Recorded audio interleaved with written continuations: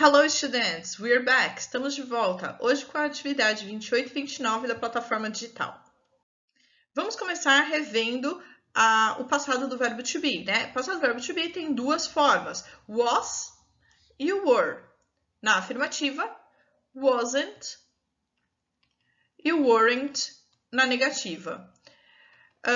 Lembrando, qual a diferença quando se usa um, quando se usa o outro? A gente vai usar o was especificamente para o singular. Então, com I, he, she e it. Ok? Was. Were e weren't vai ser usado para you no singular, you no plural e os demais que são plural, we e they. Ok? Então, o único singular que vai usar o were é o you, porque é ele mesmo que a gente usa tanto para você quanto para vocês. Ok? Então, o primeiro exercício vai ser para completar as frases com o passado do verbo to be, tá? Então, você vai completar com was, wasn't ou were, weren't. E aqui do ladinho está escrito se você vai usar na forma afirmativa ou se você vai usar na negativa, ok?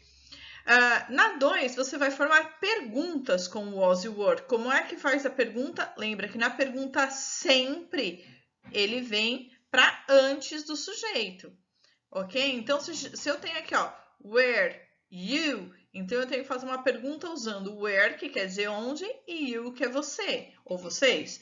Então, como é que vai ficar essa pergunta? Sabendo que a gente tem que usar where ou was antes do sujeito. A primeira coisa é a information question, que é where. Tem que vir. Por quê? Porque é a informação que eu quero. Onde? Where? You. Não posso colocar o you, porque antes do you vai vir, então, were. Where were you? Ok?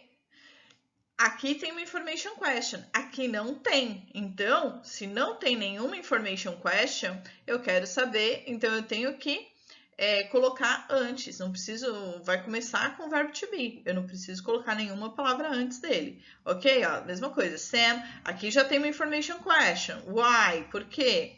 Aqui também não tem information question. Aqui tem outra information question. Why? Tá? Sem a information question, como é que vai ficar? The museum open. Então, é o museu. O museu é o quê? É uma coisa, é um objeto. Então, eu vou usar o it.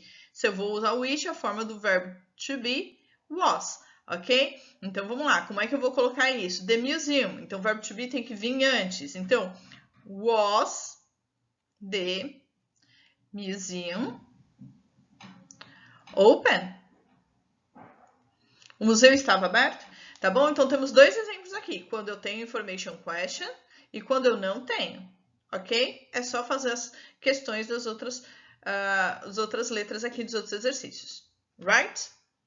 Por que rever o verbo to be no passado? Porque agora a gente vai falar de um tempo verbal chamado past continuous. O past continuous, ele indica uma ação contínua no passado, né? Ele vai indicar duas ou mais ações que estavam acontecendo ao mesmo tempo.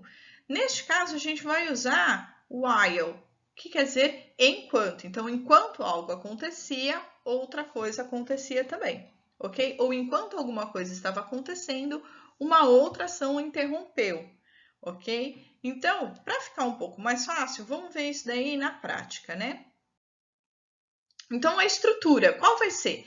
Se vocês se lembram lá do present continuous, a estrutura é a mesma, tá? A única diferença é que agora o verbo to be vai ficar no passado, tá? Então, olha lá, qual vai ser a estrutura da parte afirmativa? O sujeito, o was ou were, porque depende do sujeito, o verbo principal com ing e um complemento da frase, tá? Então, olha lá, she was watching TV. Então, ela estava assistindo TV. Olha lá, sujeito, was watching com ing, né? Assistir com ing, TV, tá?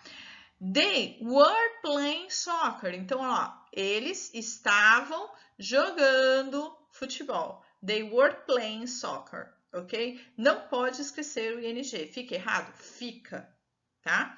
Na forma negativa, simplesmente colocar o verbo to be na forma negativa, ok? Então, sujeito, was ou were com o not, mais o verbo principal com o ing. right? Então, she was not watching TV ou wasn't. Lembra que was not e wasn't é a mesma coisa, tanto faz usar um como o outro. She was not watching TV. Ela não estava assistindo TV. They were not watching TV. Eles não estavam assistindo TV. Então, ó, they weren't watching TV. Mesma coisa, tanto faz um ou outro. Was not, were not ou weren't. Na forma interrogativa, mantém a ideia de transferir o was ou were para antes do sujeito, ok? Então, was ou were, sujeito e o verbo principal com o ing no final. Olha lá, was she watching TV? Olha o sujeito aqui. Was she watching TV? Ela estava assistindo TV? Were they playing soccer? Então, were they, sujeito, playing soccer. Eles estavam jogando futebol?